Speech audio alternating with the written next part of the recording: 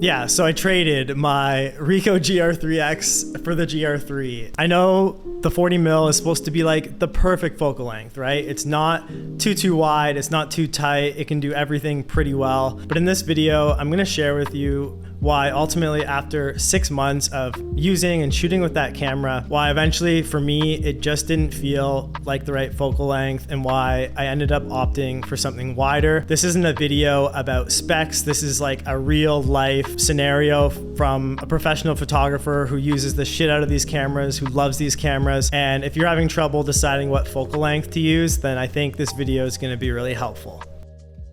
I am a professional photographer and like day to day, I just love shooting. I almost always have a camera with me, whether it's like a film point and shoot or, you know, something just pocketable that I don't even think about on the day-to-day basis. I can just shoot my life and everyday moments and not have to worry about lugging a big camera around. And so my first kind of big entry to this was with the Fuji X100. I've had like the X100T, the F, the 5, the 6. I've kind of been through them all and great cameras for sure. Love the film sims, love the built-in flash, but they're just too big, right? They're not pocketable. Most of the time you would still just kind of be carrying that in like a bag or around your neck. And I think the appeal of like an actual everyday carry pocket camera is being able to put it in your pocket, like legit. Like the X100 is just too big to actually fit in your pocket, right? That was why I picked up the GR IIIx initially, heard great things about it, always saw my friends posting incredible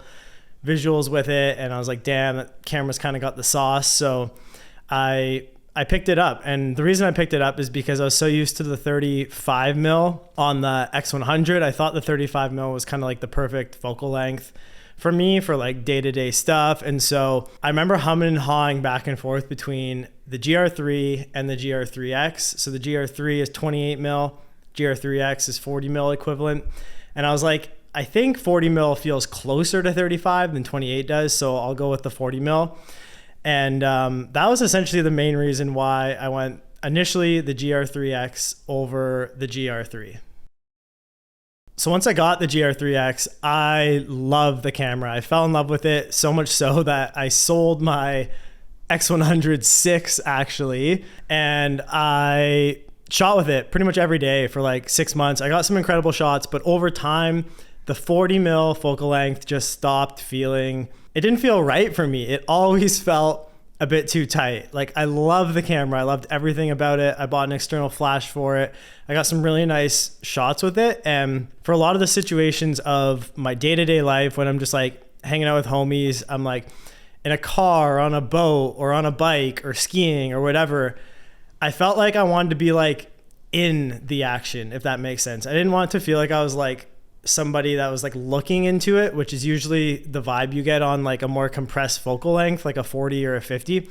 I wanted to feel like I was really part of the action. And the 40mm, I just always felt like I was too tight. I always had to step back.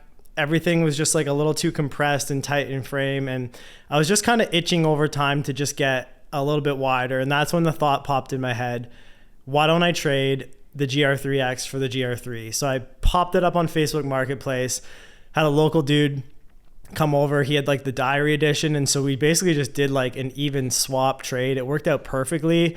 And then I kind of crossed my fingers and hope I'd made the right decision.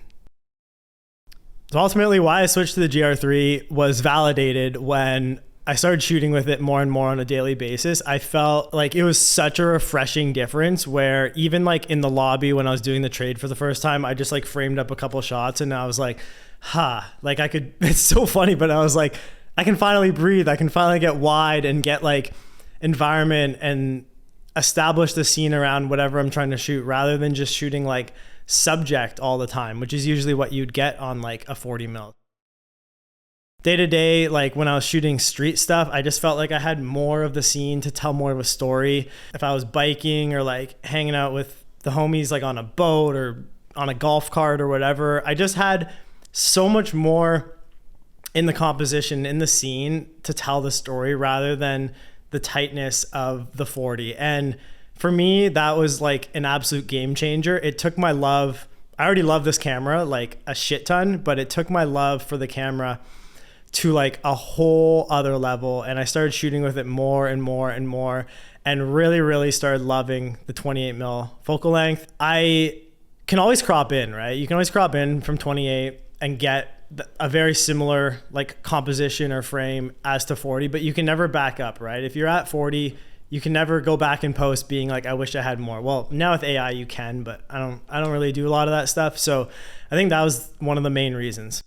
Final thoughts. I have zero regrets switching, and this isn't a video. Like I'm obviously not trying to sell you on one focal length or the other. I think people who like the 40mm and a little bit more compressed, who like shooting more portraits and like products and still life, I think it's a phenomenal camera, and you're obviously gonna love it for that.